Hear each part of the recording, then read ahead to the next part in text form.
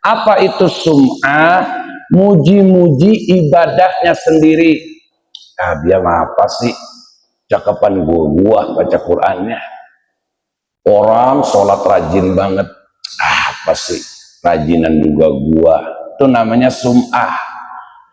Nemuin gak Pak orang model begitu? Pernah nemuin gak? Pernah orang di sini ke orangnya. Jangan nengok-nengok ke belakang. Ini namanya penyakit iblis. Apa? Merasa. Iblis itu dikeluarkan dari surga sebab karena penyakit merasanya. Khalaqtani min tin wa khalaqtani, kata iblis apa? Khalaqtani min nar wa khalaqtuhu min tin. Aku ini diciptakan dari api, Adam dari tanah. Jadi aku merasa, kata iblis, aku lebih baik daripada Adam.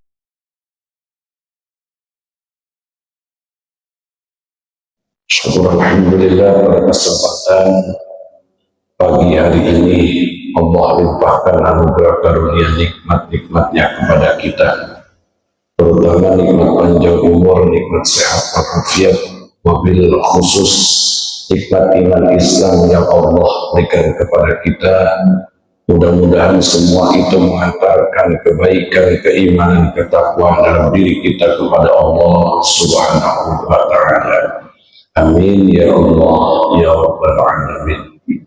Hadirin jamaah salat subuh masjid Jami'ullah yang dimuliakan Allah Subhanahu wa Ta'ala. Kuliah subuh pada kesempatan kali ini saya kutip dalam kitab Wasiatul Mustafa, di mana Rasulullah Shallallahu Alaihi Wasallam menyampaikan beberapa wasiat-wasiatnya yang insya Allah dengan wasiat dari Nabi kita Muhammad Sallallahu Alaihi Wasallam bisa menjadi ilmu yang bermanfaat dalam kehidupan ibadah kita kepada Allah Subhanahu wa Ta'ala. Qala alaihi salatu wassalam, telah berwasiat baginda Nabi besar kita Muhammad Sallallahu Alaihi Wasallam.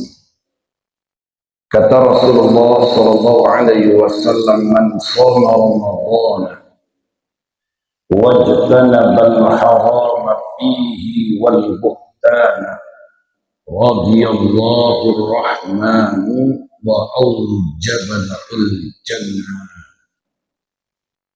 Kata Rasulullah Sallallahu Alaihi Wasallam, man shoma Ramadhan, siapa orang yang berpuasa di bulan suci Ramadan, wajtanabal harama fihi, yang ia menjauhi, yang ia meninggalkan perkara-perkara yang haram di dalamnya. Jadi kata Nabi, siapa orang yang berpuasa di bulan suci Ramadan, yang ia meninggalkan perkara yang haram di dalam menjalankan puasanya, wal buhtana, dan ia juga meninggalkan berbagai macam fitnah yang ia lakukan, radiyallahu rahmana, maka Allah akan ridho pada dirinya. Maka Allah yang maha penyayang akan ridho terhadap ibadahnya. Maka Allah akan ridho atas dirinya, jiwanya, ibadahnya yang ia lakukan. Wa aujabalahu, dan kata Rasulullah, dan wajib bagi dirinya. Apa itu? Al-jinana, surga menjadi tempat yang layak baginya. Maka ini pelajaran buat kita di dalam melaksanakan ibadah puasa di bulan suci Ramadan. Tidak hanya menahan haus dan lapar saja, banyak hal-hal yang harus kita waspadai, terutama perihal perkara yang haram. Makanya Nabi mengingatkan, kam min shaimin laisa lahu min siyami ilal ju'i wal 'atas. Kata Nabi, berapa banyak orang yang berpuasa tetapi tidak mendapatkan apa-apa dari puasa yang ia kerjakan, walaupun dia tidak makan dan tidak minum. Dia tidak mendapatkan faidah, dia tidak mendapatkan pahala dari ibadah puasanya. Betul dia tidak makan, betul dia tidak minum, tetapi ada perihal-perihal yang dapat merusak ibadahnya. Apa? Punya pikiran jelek sama orang. Puasa-puasa kok pikiran jelek sama orang. Bisa jadi itu pikiran jelek itu yang dapat merusak ibadah kita selama kita menjalankan puasa di bulan suci Ramadan. Terus apalagi punya mata pandangannya jelek sama orang. Katanya puasa tapi punya mata, punya pandangan picik dan licik, bahkan suka merendahkan orang. Ini satu tanda bisa jadi ibadah kita rusaknya karena pandangan buruk kita terhadap orang lain. Lalu dia merasa dirinya ibadahnya lebih baik daripada ibadah orang. Kita disuruh jadi ahli ibadah, tapi ingat, jangan merasa ahli ibadah.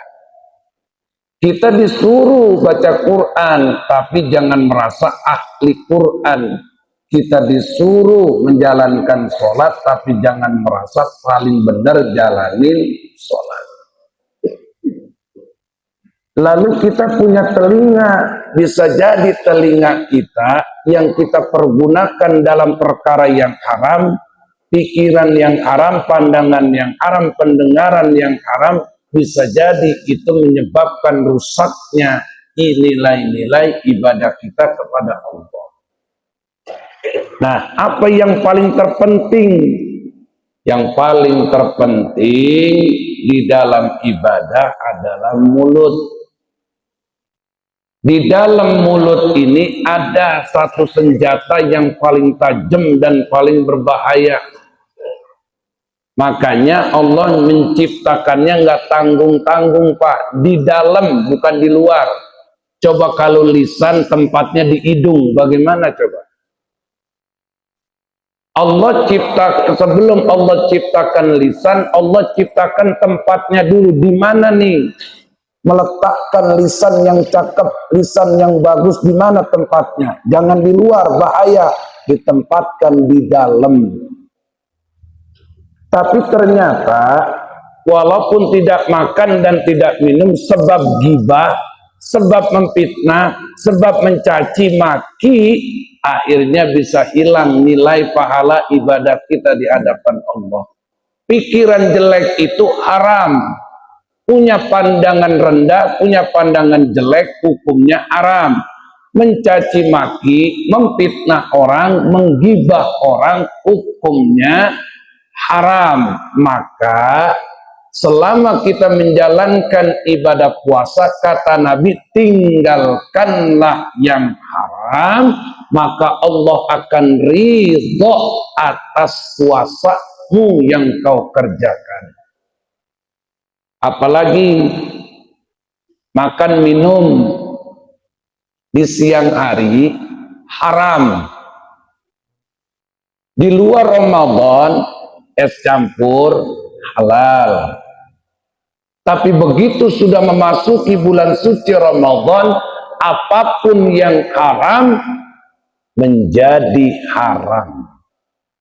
Apapun yang halal dari sebuah makanan, sebuah minuman, terhukum menjadi haram ketika telah berada di bulan suci Ramadan. Istri halal di luar Ramadan, tapi begitu sudah memasuki bulan suci Ramadan, tepatnya di waktu pagi, siang, dan sore, maka istri yang tadinya halal menjadi haram. tinggalkan semua ini. Siapa yang mampu meninggalkan perkara-perkara yang haram selama dia menjalankan puasa, Nabi yang katakan radhiyallahu rahmah, maka Allah yang maha pengasih dan maha penyayang akan meridhoi ibadah puasanya, meridhoi ibadah yang ia lakukan di bulan suci Ramadan. Bahkan apa kata Nabi yang kedua? Wa aujabalul janana, dan wajib baginya dan wajib bagi dirinya tempatnya di surga. Dalam kaidah tasawuf, makna puasa dibagi menjadi 3. Apa yang pertama, makna puasa itu adalah tazkiyatun nafas, penyucian jiwa. Jiwa kita ini di bulan suci Ramadan lagi dibersihkan, lagi disucikan oleh Allah Subhanahu wa Ta'ala dari perkara-perkara yang haram, dari perkara-perkara yang buruk. Maka imbangi penyucian jiwa ini dengan apa? Dengan niat yang tulus, dengan niat yang ikhlas karena Allah Subhanahu wa Ta'ala. Karena konsep ibadah itu akan menjadi nilai ibadah ketika niatnya tulus, ikhlas karena Allah. Dan akan ternilai ibadah kita tatkala niatnya benar-benar karena Allah. Karena Nabi menyampaikan kepada Sayyidina Ali, ya Ali, i'mal sholihan lillahi ta'ala. Wahai Sayyidina Ali, beramal solehlah kamu dengan ikhlas karena Allah Subhanahu wa Ta'ala. Fa innallaha la yaqbalu ma kana khalisan liwajhihi. Kata Nabi, sesungguhnya Allah la yaqbalu, tidak akan menerima ibadah seseorang yang dia kerjakan tanpa niat yang tulus, yang ikhlas karena Allah Subhanahu wa Ta'ala. Illa, kecuali maka khalisan liwajhihi, Allah hanya menerima ibadah seseorang yang dia kerjakan karena keikhlasan dari niatnya. Makanya kata Nabi, innamal a'malu binniyat. Sesungguhnya setiap ibadah yang kita kerjakan kembalinya kepada niat. Maka ketika kita menjalankan ibadah Ramadan ini, ayo islahun niat, lurusin niat kita. Karena ibadah itu tidak hanya berupa puasa. Sholat ibadah bukan, Pak? Sholat ibadah bukan? Ibadah. Sholat wajib, sholat sunnah termasuk ibadah. Puasa ibadah. Ibadah. Baca Quran ibadah. Zikir ibadah. Sedekah ibadah. Silaturahmi ibadah. Kalau itu semua kita anggap dan itu kita bilang ibadah, maka ibadah itu akan menjadi bernilai tatkala niatnya tulus, ikhlas karena Allah Subhanahu wa Ta'ala. Makanya benar kata Imam Syafi'i, kalau engkau menjalankan ibadah, lurusin niatnya. Karena seringkali niat kita itu tercampur dengan kemusyrikan kecil. Apa itu kemusyrikan kecil? 1, riya, sum'ah, ujub, takabur, hasad. Ada berapa, Pak? Ada berapa? Ada 5. 1, ria. Ibadah kita sering tercampur dengan ria. Apa? Berharap mendapatkan pujian dari tiap-tiap ibadah yang kita lakukan. Ingat, ria itu bagian daripada kemusyrikan kecil. Bahaya enggak buat ibadah kita? Amat sangat berbahaya. 2, sum'ah. Apa itu sum'ah? Muji-muji ibadahnya sendiri. Nah, dia apa sih? Cakapan gua baca Qur'annya. Orang sholat rajin banget. Apa sih? Rajinan juga gua. Itu namanya sum'ah. Nemuin gak Pak orang model begitu? Pernah nemuin gak? Pernah orang di sini ke orangnya. Jangan nengok-nengok ke belakang. Ini namanya penyakit iblis. Apa? Merasa. Iblis itu dikeluarkan dari surga sebab karena penyakit merasanya. Khalaqtani min tin wa khalaqtani, kata iblis apa? Khalaqtani min nar wa khalaqtuhu min tin. Aku ini diciptakan dari api, Adam dari tanah. Jadi aku merasa, kata iblis, aku lebih baik daripada Adam.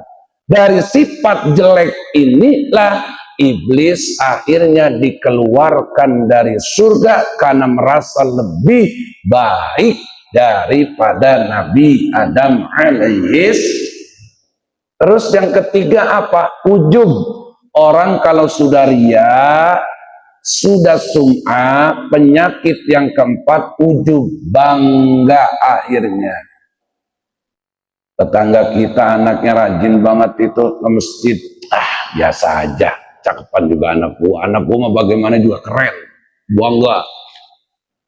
Si Anu sekarang rajin banget ke masjid, ajannya enak lagi tuh bocah, gua kagak sangka-sangka. Siapa? Si Anu. Ya biasa baik, cakapan juga anak gua. Dia bangga dengan anaknya. Anak orang dijatoin, anak orang dihina, direndahin, sedangkan anak dia bangga-banggain. Ini namanya penyakit ujub. Kalau sudah kena ujub, kenalah penyakit yang keempat, yaitu takabur, sombong atas semua muahnya. Kalau sudah kena sombong, mulai ada penyakit yang kelima, apa? Hasad, iri, dan dengki saja terhadap kelebihan-kelebihan orang. Iri saja dengan sanjungan orang, pengennya dia dan dia yang dipuji, yang disanjung. Kalau ini penyakit ada dalam diri kita, segera singkirkan. Nanti takutnya kena apa yang disampaikan Nabi melalui hadis kusinya, melalui firman Allah Subhanahu wa taala, yulaku saubu yudribul bil wajhi. Siapa orang yang ibadah membawa riya, membawa sum'ah, membawa ujub, takabur, dan hasad dalam hatinya, maka ibadahnya akan aku lepit-lepit bak seperti pakaian lapuk, yudribul bil wajhi, yang aku lemparin ke mukanya. Masya Allah, nauzubillah min dzalik, Pak. Kita anggap sholat kita benar, ternyata ada riya. Dilepit, Pak, sholat kita dilemparin ke muka. Kamu bilang dulu baca Quran, tapi kamu merasa paling benar baca Quranmu, dilepit tuh bacaan kita, dilemparin. Dulu kamu sholat, merasa ruku sujudmu paling benar dibandingkan orang lain, dilepit ruku dan sujudnya, dilemparin ke mukanya. Hari itu terhinalah kita di hadapan Allah Subhanahu wa ta'ala. Maka cuci ini hati biar bersih. Makanya Nabi sebelum melakukan perjalanan Isra wal Mi'raj, apa sih yang dilakukan Allah melalui malaikat Jibril? Kata malaikat Jibril, ya Muhammad, aku diperintahkan Allah buat apa? Membelah dadamu. Dibelah tuh dada Nabi Muhammad, dicuci, dibelah, diambil, dicuci pakai air zam-zam, dicuci pakai air es, dicuci pakai air salju, supaya hati Nabi Muhammad bersih dari penyakit-penyakit itu.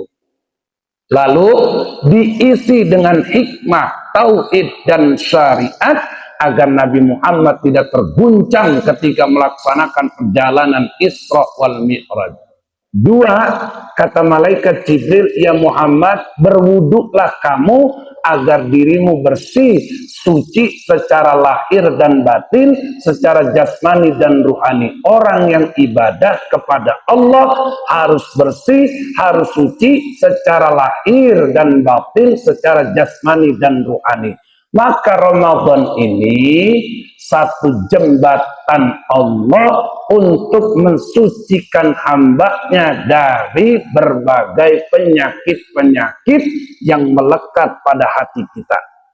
Yang kedua, makna puasa itu adalah cara Allah mengikat. Mengikat apa? Mengikat, mengekang hati kita yang sering terbungkus dengan hawa nafsu. Jadi puasa itu cara Allah mengikat hawa nafsu manusia yang biasanya siang, pagi-pagi udah kena lontong gorengan, itu baru jam 6, jam 7, jam 8 nasi uduk, jam 10 nasi biasa, nanti jam 1 makan lagi, nanti jam 4 iseng makan lagi, ba'da maghrib makan lagi, belum nanti isya makan lagi. Datang puasa, datang Ramadan, diikat itu nafsu manusia. Supaya apa? Tidak terjerumus kita ke dalam kemunafikan di dalam ibadah kepada Allah. Karena orang yang rakus makannya akan mudah gampang kena penyakit munafik dan fasik. Maka dibersihkan. Inilah cara Allah mengikat manusia. Apanya yang diikat? Nafsunya dibelenggu melalui jalan puasa. Yang ketiga, puasa itu adalah bagian cara Allah untuk menarik hambanya melalui jiwa raganya. Kan kita kalau di luar Ramadan, Pak, punten, iya mah ampura, ada nggak yang nungguin maghrib? Di luar Ramadan, ada nggak yang maghrib ditungguin? Nggak ada. Hanya bulan Ramadan yang orang bener jadi stres. Hanya di bulan Ramadan orang bener jadi stres. Mana tumben-tumbenan nungguin azan, padahal nggak ditungguin juga. Kalau sudah waktunya pasti azan nggak? Azan, lagi tumbenan nungguin azan. Tapi itulah cara Allah menarik hambanya supaya apa? Taqarrub ilallah. Puasa itu cara Allah menarik hamba supaya dia makin dekat denganku. Coba lihat, dengan dia tidak makan, dia makin dekat sama Allah. Pagi-pagi dia udah bangun, dia tahajud. Habis tahajud dia zikir, habis zikir baca Quran, habis baca Quran dia sahur, lalu dia sholat subuh berjamaah. Kan nggak mungkin Pak di luar Ramadan sebanyak ini, benar nggak? Ini banyak jamaahnya karena Ramadan, bukan? Ramadan cara Allah untuk mendekatkan hamba kembali kepada dirinya. Dideketin tuh nih Ramadan ini kita. Terus habis begitu paginya kita pulang nih, istirahat, tidurnya bernilai ibadah daripada ngobrol yang gak karuan. tidur, bangun johor, sholat, baca Quran. Lalu apalagi yang dia lakukan? Mungkin dia zikir, ya kan? Habis zikir dia bengang-bengong, datang azan asar, dia langsung ke masjid, tumben. Sekarang mah juhurnya, asarnya ke masjid. Kenapa? Karena puasa, nggak ada yang dikerjain. Bukan, tapi itu caranya Allah menarik kembali hambanya supaya dekat dengan sang penciptanya. Begitu datang maghrib, ya habis asar dia udah mulai baca Quran lagi, dia zikir lagi sampai datang azan. Begitu datang azan, dapat lagi tuh sunnahnya. Apa sunnahnya? Menyegerakan untuk membatalkan puasa. Yang disuruh apa, Pak? Yang disuruh ngenyangin apa batalin? Tapi yang kita kerjain, nah ini udah salah lagi aja kita. Pantes balik lagi tuh. Ya, balik lagi tuh sifat mediknya. Tadinya udah cakep banget, deket sama Allah. Begitu kena lontong 3, bakwan 3, mulai dalam. Maghribnya udah mulai 7:30. Ya kan, maghribnya jam 7 lewat. Ini salah kaprah dalam membuka puasa. Padahal yang disuruh Nabi membatalkan. Maka ikutin sunnah Nabi, batalinnya seteguk air dan 1 kurma. Itu Nabi. Berarti kalau kita 3 teguk air, 3 kurma. Emang nafsu 3 lontong, 3 gorengan, lenger, atau dah habis begitu ngerokok dah sebatang. Habis ngerokok sebatang, kalau dia mil cepet, kalau dia samsu lama, jam 7 lewat baru ngerjain, balik lagi mediknya. Tadinya udah cakep. Nah, ada yang salah. Kenapa yang menyebabkan, apa yang menyebabkan itu? Kesalahannya adalah mengganti doa makan jadi doa syukur. Pak, dari dulu juga yang namanya doa makan mah Allahumma barik lana bima razaqtana wa qina ada. Mengapa begitu Ramadan jadi Allahumma lakasumtu wa bika amantu wa ala rizkika aftartu bi rahmatika ya arhamar. Ini jadi kebalik, Pak. Jadi salah kita. Jadi yang benar bagaimana? Dua-duanya mah benar. Cuma kita salahnya begitu membatalkan puasa, kita makan apapun yang kita makan, bacanya yang tadi tuh salahnya. Bacanya salah? Enggak, caranya salah.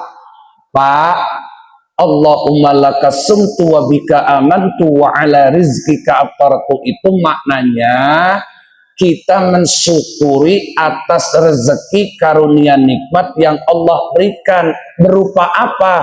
Kolak, es campur, es kelapa, gorengan, lontong, bihun, dan kue lopis. Kan ala rizkika atartu, tu rezeki karunia yang Allah beri. Udah makan belum? Udah makan belum? Belum. Maka ketika kita pengen nyicipin lopis, lontong, kolak, es kelapa, ya doanya tetap Allahumma barik lana bima razaqtana wa qina adza. Karena banyak gara-gara makanan orang keseret, Pak, ke neraka. Makanya kan ini doa makan, tapi ujungnya apa? Allahumma barik lana bima razaqtana wa qina. Ujungnya apa? Makanan apa api? Pernah nggak menelaah doa makan? Pernah nggak kita mengupas doa makan? Ini kan doa makan, Allahumma barik lana fima razaqtana, tapi ujungnya apa? Makanan apa api? Api. Justru orang yang makan dengan makanan yang salah, cara yang salah, nanti dia akan jadi santapan api neraka. Karena api neraka itu bahan bakarnya dari manusia dan batu. Makanya kita jangan sampai sebab makan sampai ninggalin sholat, sebab makan jadi ngulur sholat, nanti akhirnya makanan itu tidak menjadi makanan baik. Akhirnya makanan yang menyeret kita ke dalam siksaan api neraka. Makanan ada berapa, Pak? Pak, hajinya tidur mulu sih. Ini saya belum tidur nih. Merem mulu, merem. Kalau giliran ngaji, merem. Makanan ada berapa? Ada berapa? Makanan itu dibagi menjadi 3. Halalan, thayyiban, mubarakah. Makanan itu dibagi menjadi 3. 1 secara hukum. Halal nggak? Kalau halal, makan. Tapi hati-hati. Makanan halal kalau berlebihan jadi haram. Nasi halal, makannya 3 piring, kekenyangan, jadi orang ngancem. Gua mau kalau buka puasa gua mau pakai nasi langsung, gua mau sepiring. Oh pantes orang kuat ngaget tarawehnya. Mengapa? Kekenyangan. Makanan itu yang pertama secara hukum halal nggak? Halal. Kalau halal makan, tapi kata Nabi janganlah engkau makan yang berlebihan. Kata Nabi, aku seneng, aku cinta kepada orang yang makannya sedikit. Terus tak ulangi kisi jimaning ya Pak. Jadi Nabi sangat senang sama orang yang makannya sedikit.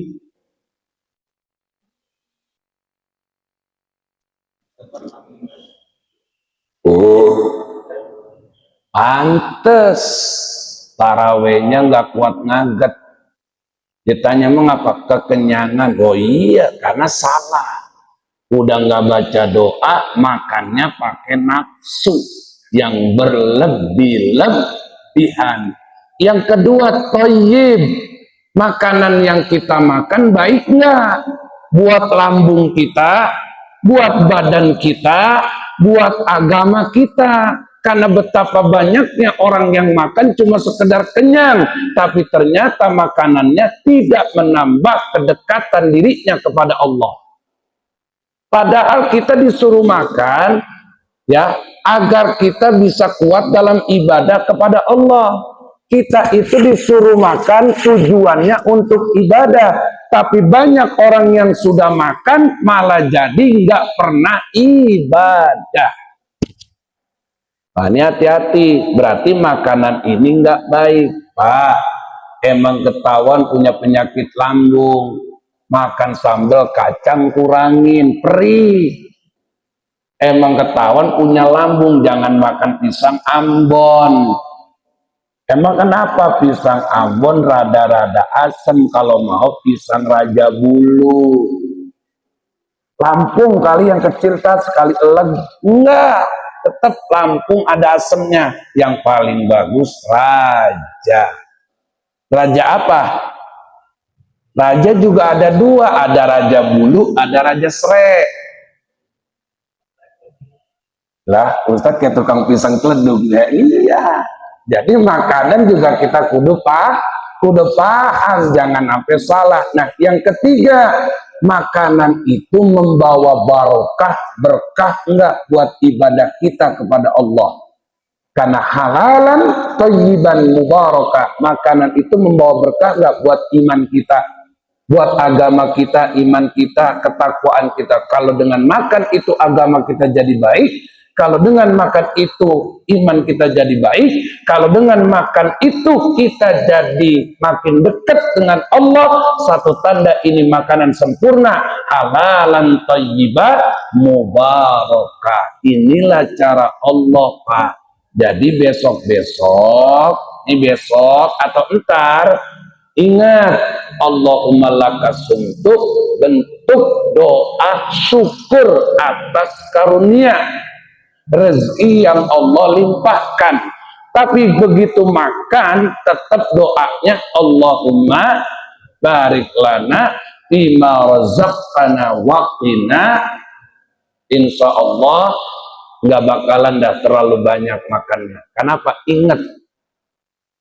Ingat kita itu lagi pengen dekat sama Allah. Kenapa kita dengan puasa itu bagian cara Allah mendekatkan diri hamba kepada dirinya?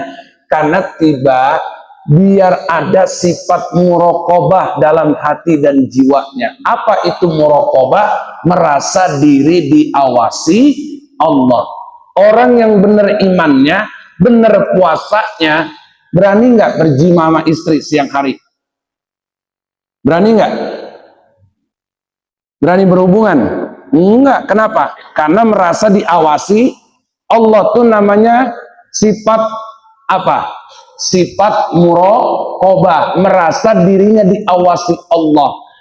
Ketika orang punya sifat muraqabah, asal usulnya dari sifat taqarrub qaribun minallah, karena kedekatan dirinya kepada Allah. Orang-orang tasawuf adalah orang yang jiwanya merasa dikunci, terkekang dengan hukum Allah, terjaga dengan hukum Allah, sehingga ia jalan hidupnya 70% buat akhirat, 30% buat dunia.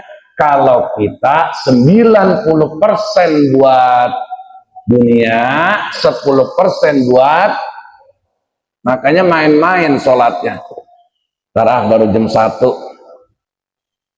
tarah setengah 2, udah setengah 2, tarah jam 2. Kata ulama fikih, kalau ada orang yang sholat seneng diulur-ulur waktu sholatnya, satu tanda belajar tentang sholatnya belum benar.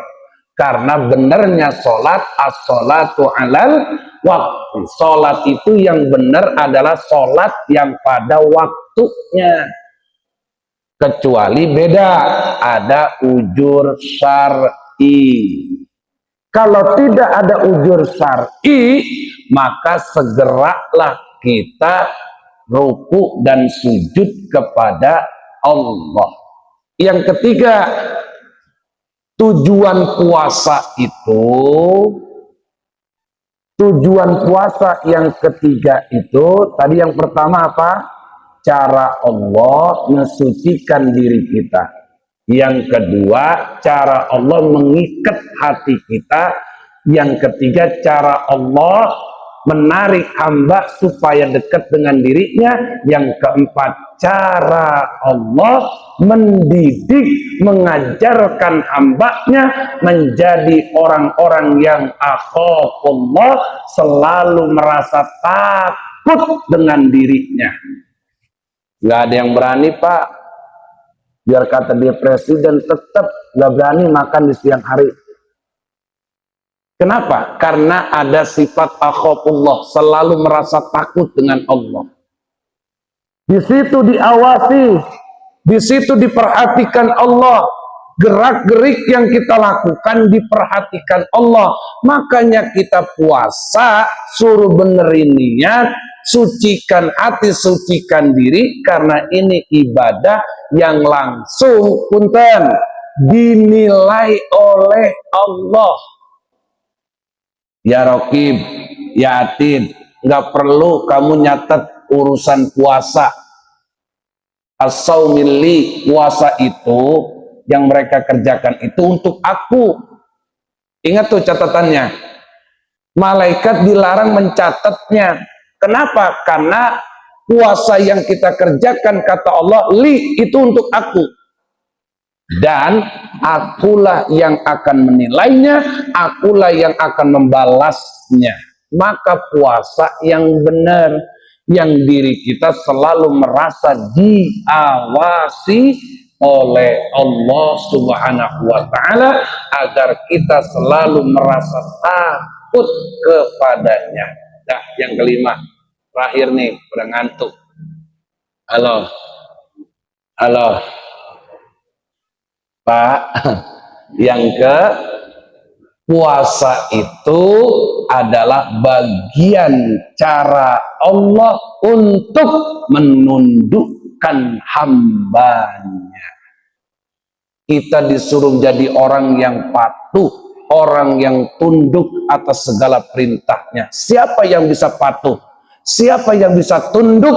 Ayatnya jelas banget. Lihat bareng-bareng. Secara panggilan Allah tidak memanggil ya ayyuhal Islam. Tidak. Tetapi Allah menggunakan kalimat khususiyah. Ya ayyuhalladzina amanu. Wahai orang-orang yang beriman. Ingat, yang dipanggil adalah orang beriman. Tidak ya ayyuhal kafirun, ya ayyuhal munafikun, ya ayyuhal Islam. Tidak, melainkan ya ayyuhalladzina amanu. Yang dipanggil adalah orang yang beriman. Hanya orang yang beriman, hanya orang yang bertakwa yang mampu menjalankan perintahnya. Apa perintahnya? Kutiba alaikumus siyam. Diwajibkan atas akalmu. Saya tarik pakai kaidah tasawuf ya. Yang diwajibkan atas diri, jiwa, lahir, batin, jasmani, ruhaninya orang beriman apa? Puasa. Puasa akalmu, puasa matamu, puasa mulutmu, puasa pendengaranmu, puasa hatimu, puasa juga ruh dan jasadmu dalam tiap-tiap perjalananmu. Maka puasa bukan sekedar ini sama ini, tapi ini dari ujung rambut sampai ujung kaki harus ikut puasa secara lahir dan batin, secara jasmani dan ruhani. Ganjarannya nggak tanggung-tanggung. Ganjarannya bukan SPDI, Sarjana Sepeda Indonesia, bukan IR, Insinyur Rumah, bukan juga SH, susah hidup, tapi gelar yang Allah kasih la'allakum tattaqun, agar kamu menjadi orang-orang yang bertakwa. Siapa orang yang bertakwa? Dialah yang menjalankan perintahnya. Siapa orang itu? Dialah yang beriman. Perintah apa?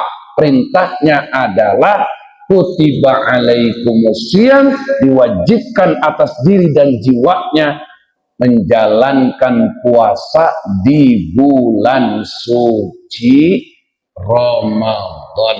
Catatannya dengan tulus, ikhlas, mencari ridho Allah Subhanahu wa ta'ala. Semoga ibadah yang hari ini kita kerjakan, mulai dari puasa, mulai dari sholat, mulai dari zikir, mulai dari baca Quran, semuanya ibadah kita diterima Allah Subhanahu wa ta'ala. Semoga puasa kita makin mendekatkan diri kita kepada Allah. Semoga puasa kita membimbing kita makin tunduk kepada Allah. Semoga puasa kita membawa diri kita makin merasa diawasi oleh Allah. Semoga dengan puasa kita semakin Allah kunci hawa nafsu kita dan selalu dibimbing oleh Allah dalam keimanan, ketakwaan diri kepadanya. Amin, amin, ya rabbal alamin. Bi barakatin Nabi. Al-Fatihah.